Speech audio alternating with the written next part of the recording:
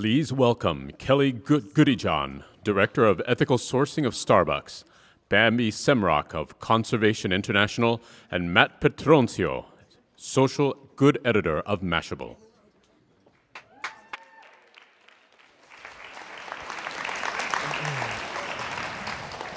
Hi everyone. How's everyone doing? Everyone good? Yeah? All right, we're getting later in the day, probably getting a little tired, I get it. I want to take an informal audience poll. Raise your hand if you had your morning cup of coffee today. 2 cups? 3 cups? We are kindred, yes, I get you. I am right there with you. Obviously, coffee is something that we all, or not all, but many of us rely on. But what most of us don't realize with every sip is that climate change is threatening our very serious relationship with coffee and also threatening the livelihoods of tens of millions of small-scale farmers around the world. So that's what we're here to talk about today and also to discuss the solutions. Bambi and Kelly, thank you so much for being here. Thank you. Thank you. So Bambi, I'd like to start with you. Why is coffee in trouble, and just how much trouble is coffee in? Well, coffee is in quite a bit of trouble, Matt, and part of that is because it's finicky. It's a tough tree to grow. It starts as a tree. It naturally grows underneath a forest canopy. And what happens is it needs a certain type of temperature. It needs some certain amount of daylight. It needs a certain amount of rainfall in order to really thrive. And that's all under threat due to climate change. There are other threats to coffee as well, but climate change is really the one that keeps us up at night every day. Basically what's happening is temperatures are rising, rainfall patterns are more erratic, there are droughts in Colombia, there are frosts hitting the crop in Brazil, and there are new pests and diseases that are becoming more prolific as the climate changes. And what we're doing right now is we're modeling out like what is the future suitability of the earth to grow coffee. It really only grows in the tropical belt of countries. We can't grow coffee in the United States. We're reliant on other countries for our coffee. And so what's happening is that amount of area that's useful for coffee or suitable for coffee is actually declining quite a bit. We're expecting by 2050 about half of the area is no longer going to be suitable for coffee production.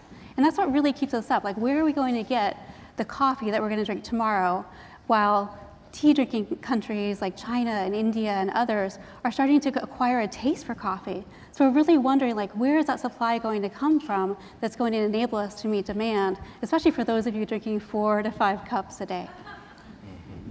And I learned a little secret about your relationship with coffee. Do you want to reveal that? I will reveal it. I actually don't drink coffee. So I'm neutral in all of this, but I know a lot of people who do, and I love those people, and I want to make sure that they have coffee in the future. And I know in your role at Conservation International, you're really leading what's called the Sustainable Coffee Challenge. Can you explain to us what that is? Sure. So the Sustainable Coffee Challenge is really a movement to try and make coffee the first sustainable agricultural product. We've been at this for coffee for about 20-some years now, trying to really progress along the journey for sustainability. But we have a lot further to go, especially if we're going to address some of these challenges that we've really identified.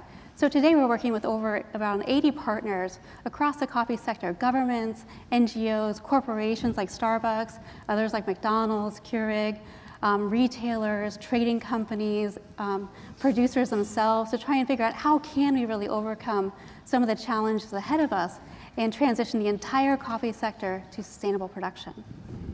And Kelly, can you talk about what Starbucks' role is in this challenge? Sure, absolutely.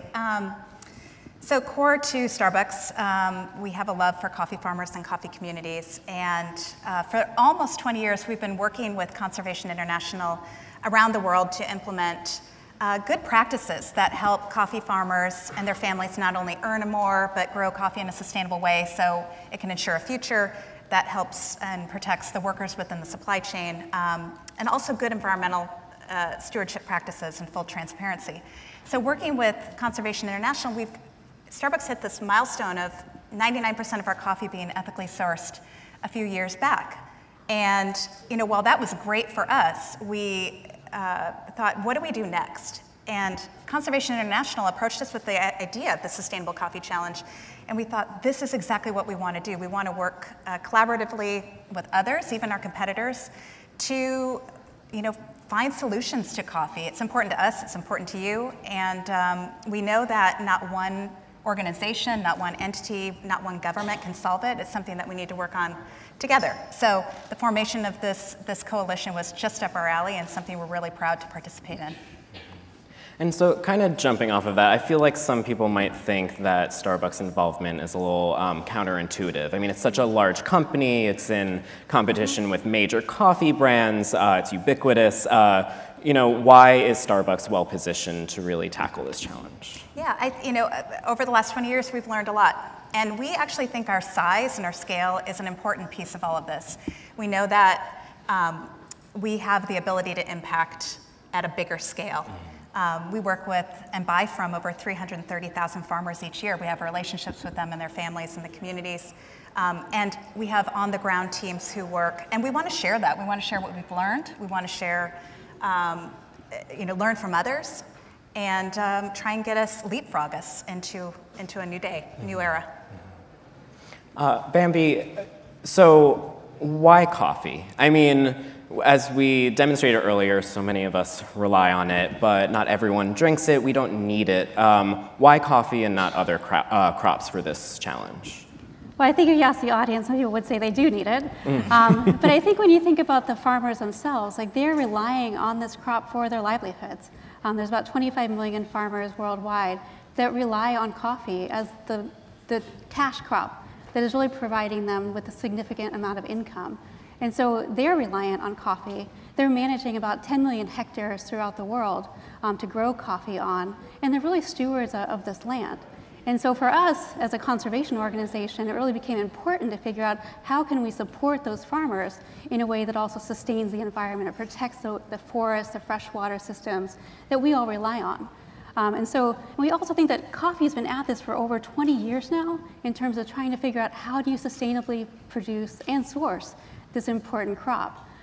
So it's a leader in this space. And part of that is because there's a lot of issues with coffee in the sense that like I said earlier, we rely on coffee coming from developing countries. It only really grows in this tropical belt. We grow a little bit in Hawaii. There's some farmers out in California trying to figure out if they can grow it too.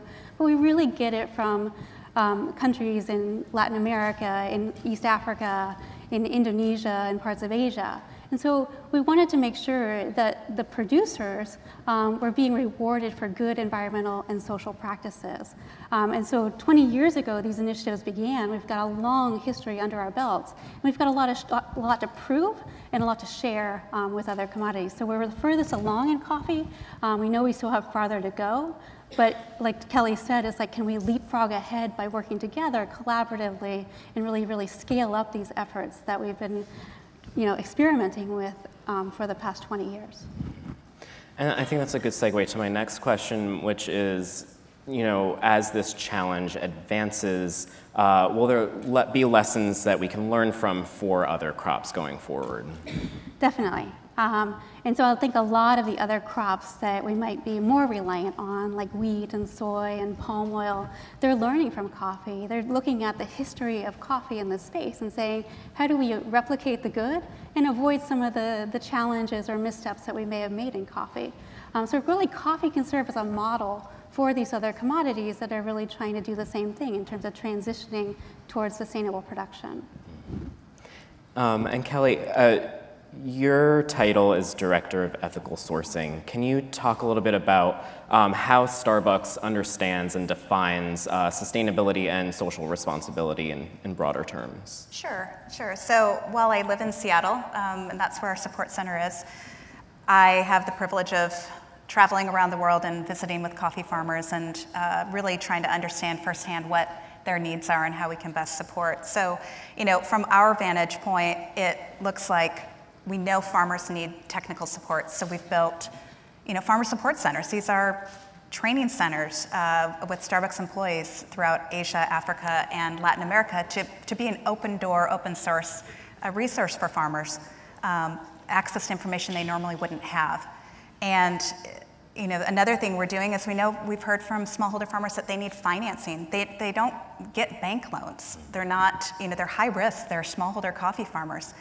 So we've got $50 million that we're committing through our Starbucks treasury that we want to get into the hands of farmers so that they can reinvest in their business. Another thing that we're doing is, coffee farmers need trees. Trees don't grow coffee forever. And to Bambi's point, if we don't have healthy trees, we don't have a healthy ecosystem, we won't have the future supply of coffee. So we're trying to get 100 million trees to coffee farmers throughout Central America. But all of this is not only to secure coffee for Starbucks, but it's also to prove to the next generation of coffee farmers that coffee can be a viable business. Like many other crops, coffee farmers, the young generation, the millennial farmers, they don't want to grow coffee. They want to go into the city, they want to pursue other careers, and that is going to hurt the industry. The average coffee farmer age today globally is in the high 50s, 57, 58 years old. And we see that in cocoa, we see that in other crops. So if we can, as a collective unit, reinvest in coffee, make it profitable for farmers and workers who grow coffee, make it sustainable, we have a hope of that next generation wanting to stay on the farm. I have one last question. We're almost out of time as well.